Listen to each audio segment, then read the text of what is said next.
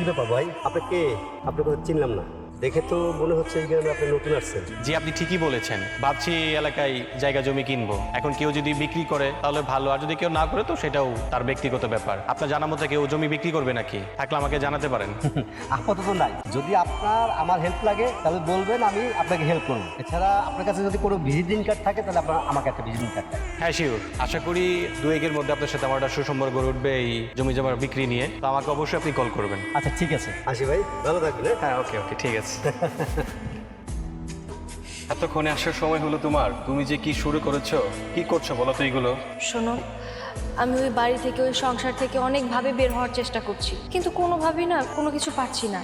যখনই চেষ্টা করি ঠিক ওই সময় কোনো না কোনো একটা বাধা পড়ে, আর তারপরে আমি ওই সংসার থেকে আর বের হতে পারি না। কি করবো বলো? মান সম্মান ভয়ভীতি সবই তো কাজ করে। গতকাল তোমাকে নিয়ে আমার ঢাকায় যাওয়ার প্ল্যান ছিল, তুমি পুরো প্ল্যানটা নষ্ট করে দিলে। আমি কোনো কিছু শুনতে চাই না, তুমি এখন আমার সাথে ঢাকায় চলবা। আমি ঢাকায় তোমার জন্য ফ্ল্যাট নিয়েছি, তুমি টাকার বিছানায় ঘুমাবা। তুমি এই মুহূর্তে আমার সাথে চলো। কি বলছো? ঢাকা ফ্ল্যাট বাসায় থাকবো, টাকার বিছানায় ঘুমাবো? আমিও তো মনে মনে সেটাই চাই, কিন্তু পারছি তো না। যখনই বাড়ি থেকে বের হতে চাচ্ছি তখনই কোনো না কোনো ঝামেলা হচ্ছে, বাধা পড়ে যাচ্ছে। আমি তোমার কোনো কথা শুনতে চাচ্ছি না। তুমি যেহেতু বাড়ি থেকে চলে আসছো, আমার সাথে এখন চলো, আমি তোমাকে নিয়ে ঢাকায় চলে যাবো।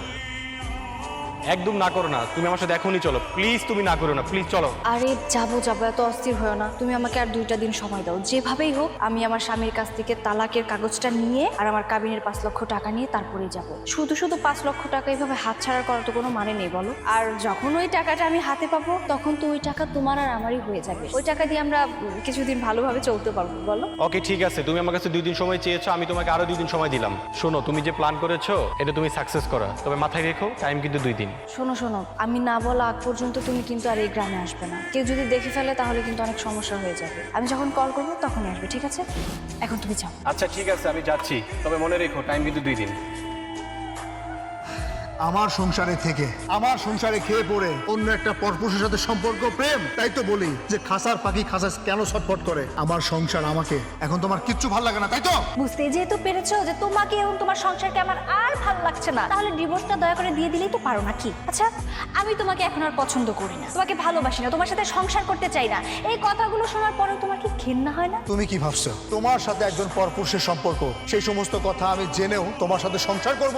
ইম্পসিবল, প্রশ্নই আসে না। খুব শীঘ্রই ডিভোর্স করার ব্যবস্থা করতেছি, তোমার সাথে এক ঘরে এক বিছানায়। ছি! যাক, শুনে অনেক খুশি হলাম। আমি তোমাকে অনেক আগেই বলেছিলাম, মানে শুরু থেকেই বলেছিলাম যে তোমাকে আমার ভালো লাগে না, তোমার সংসার আমি করতেই চাই না। যদিও তোমার তখন বোঝা উচিত ছিল, তুমি বোঝোনি, সেটা তোমার ব্যাপার। যাই হোক, তোমার সাথে না এত কথা আমি বাড়াতে চাই না। আমার কাবিনের 5 লক্ষ টাকা এবং ডিভোর্স পেপারটা আমার হাতে ধরিয়ে দিলেই আমি খুশি হই। দেখ, আমি আগেই বলেছিলাম ভাবি অন্য একটা পুরুষের হাত পেয়েছে। আরে কিছু কিছু মেয়ে আছে পুরুষের সংসার করতে আসে না, আসে সংসার ভাঙতে। তুই তো তখন আমার কথা বিশ্বাস করলি না। দেখ, বিশ্বাস করে ভালো, বাট অন্ধবিশ্বাস ভালো না, বুঝলি? এখন এই মুহূর্তে তুই তোর বাপের বাড়ি চলে যাবি। আমার ঘরে তোর কাপড় চোপড় যা কিছু আছে সবকিছু গোছগাছ করে আমার ঘর থেকে বের হয়ে যাবে। তোর কাবিনের টাকা দিতে যদি আমার এই বাড়ি বিক্রি করতে হয় তবু আমি বাড়ি বিক্রি করব। তোর মতো বিশ্বাসঘাতক লোভী মেয়েকে নিয়ে আমি এক মুহূর্ত সংসার করব না।